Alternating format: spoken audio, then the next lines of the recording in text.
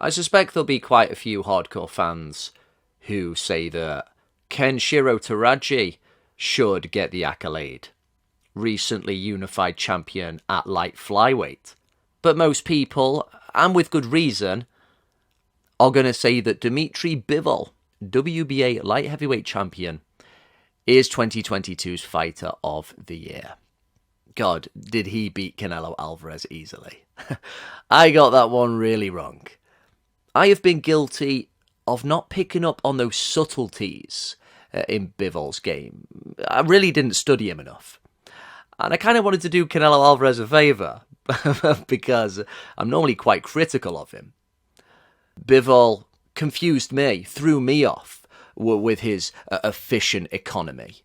There were a lot of defences he had after initial little stir in about 2014, when he got quite a few stoppages. Things went a bit flat. The Bivol star dimmed a bit, because he seemed to always fight in kind of second and third gear. Obviously a very solid world champion, but did he have that X factor? But when it just comes to the sweet science, controlling distance, straight punches, that's all he needed to defeat Canelo. And in fairness, even when he got closer, went, all right, do your best. He couldn't put a dent in him. Follows up with a very solid defence against a real natural light heavyweight, Gilberto Ramirez, and it's pretty dominant again. He puts in a very good shift here for 2022.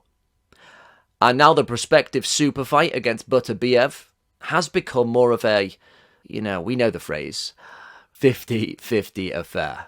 So yeah, it has been a very good year for Bivol.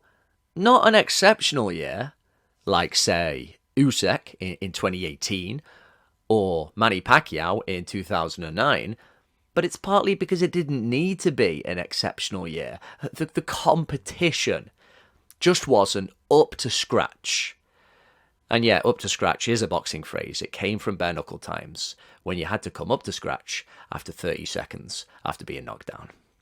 The other guys just haven't really pulled their weight. Now, in fairness to recently undisputed bantamweight champ Naoya Inoue, he's just kind of done what was expected of him. Demolished Donaire in a rematch, and then picked up the last piece of the puzzle against Paul Butler. The problem is that those fights didn't teach us anything we didn't already know about Inoue. Bivol is the only guy who now we reassess. Those of us who didn't fully believe, and we say, okay, this guy is right up there in the old pound-for-pound list. I can't say really who wins out of him and Beterbiev right now. Everybody else, all the other top fighters, an Usyk or Crawford, it's either a combination of they either fought only once this year, or the guys they did fight just weren't good enough. Fighting twice a year kinda used to be the norm. It still is for some people, but really, fighting once a year is becoming more and more common for our top guys. For whatever reason, whether you want to tell somebody on Twitter somebody's ducking promotional problems, I've got a tweak or an injury here, whatever the reason is, inactivity is becoming more and more of an issue. In the case of Crawford, just fighting once against David Avanesian, it's like, look, I'm a fan of Crawford. He's got spite about him. He's got tremendously well-rounded abilities. I think I would favour him over Spence. But a man who's 35 and they just don't seem bothered about where they're going, you can't help but just fall out of love with the sport that little bit more.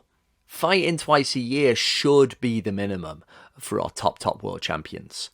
One pretty solid defence, and then the other one should be a bigger fight, unification. That should be what we expect within 12 months of all of our top guys. 3 world title fights would be ideal. It's kind of become 2, but as I say, it's kind of becoming 1. It's a real problem. 2 fights. That's it. Bivol managed to do it. He put in his shift. He progresses the division. He changes perceptions. He adds energy to the division, which is what every fighter needs to do. All we're becoming more aware of is how certain guys are getting older. And so if we are only going to be getting 1 appearance from our top guys next year, then it's got to be Usyk Fury, Spence Crawford, Bivol Beterbiev. No other single fight is going to satisfy us, is going to energize the division, it is going to yield the necessary answers we're still waiting for. as these aging world champions continue to just dance around each other. And so, yeah, Dmitry Bivol, WBA light heavyweight champion of the world, will deserve a lot of the Fighter of the Year accolades that I'm sure are coming his way. It wasn't just a solid year. He was basically the only guy who came up to scratch.